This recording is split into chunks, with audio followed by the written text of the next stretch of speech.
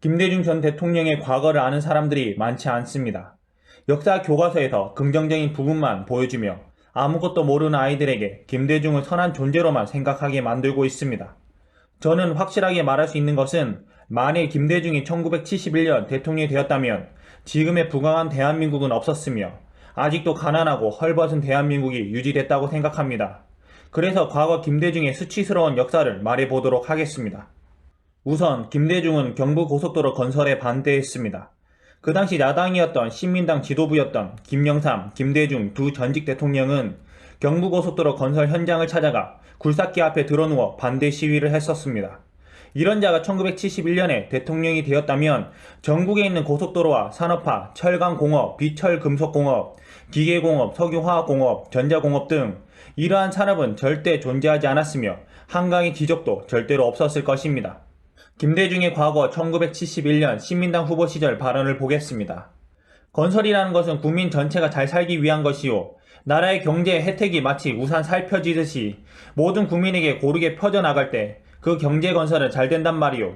그러기 때문에 세종대왕 시대가 성군의 시대라는 것은 그 당시에는 고속도로도 없었고 울산공업단지도 없었지만 우리가 성군의 시대라는 것은 비록 그 시대에 무명 베옷을 입고 신천지를 걸어 다녔지만 국가의 혜택이 고르게 분배되었던 것이요.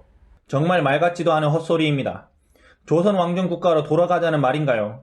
다 굶어 죽더라도 행복할 수 있다는 궤변인가요? 조선이라는 거짓된 환상에 사로잡혀 대한민국을 퇴보시키려 했던 자가 김대중이었습니다.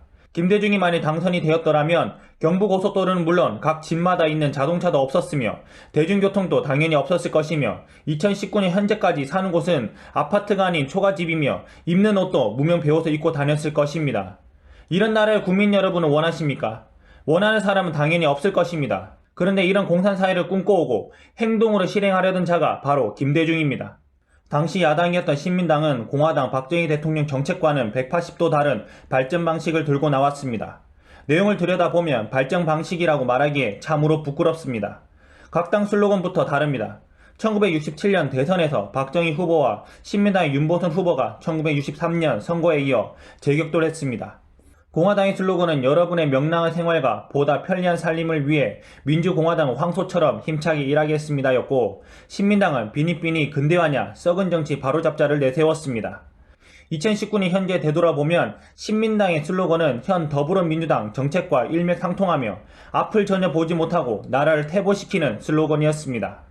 신민당 주된 내용은 첫째, 재벌에 대한 특혜 투자의 지양과 대중투자의 실현, 둘째, 외자 도입 지양과 합작 투자로의 전환, 셋째, 공업 제일주의 지향과 농공 합작 실현, 넷째, 대일 예속 체제에서 자주 체제로의 전환 등을 통한 중산층 육성이었습니다.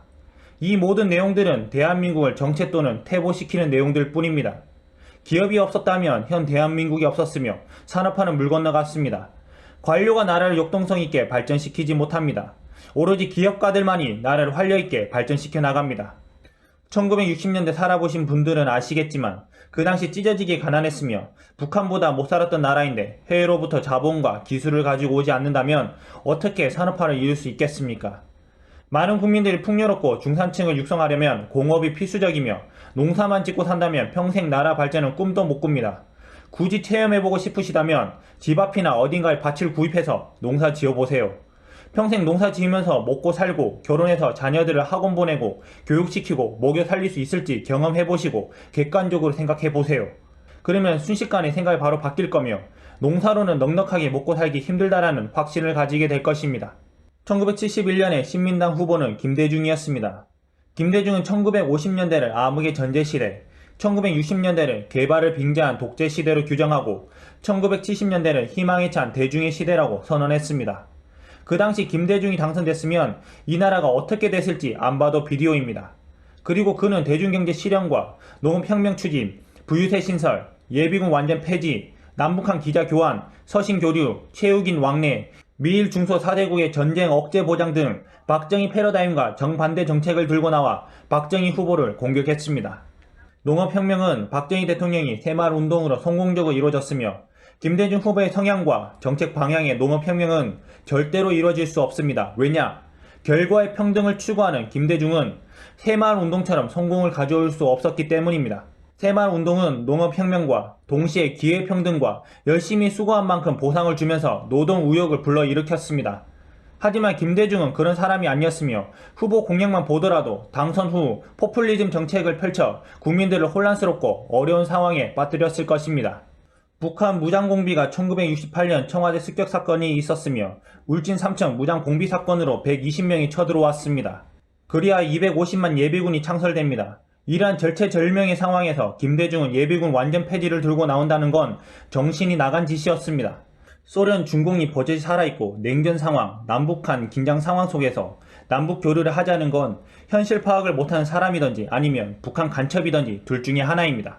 저도 과거 김대중 대통령을 좋아했습니다. 하지만 역사를 제대로 알고 나서 지금은 좋아하지 않습니다. 더 많은 문제점을 알고 있지만 오늘은 여기까지만 하고 다음에 기회가 된다면 영상 한 편 더 올리겠습니다. 아직까지도 김대중을 좋아하고 존경하는 분들이 계시다면 이 영상을 보시고 합리적 의심을 가지면서 문제점을 찾아보셨으면 좋겠습니다. 여러분 모두 사실을 기반으로 계속 생각하고 고민하는 그런 깨어있는 시민이 되길 간절히 소망합니다. 이상입니다.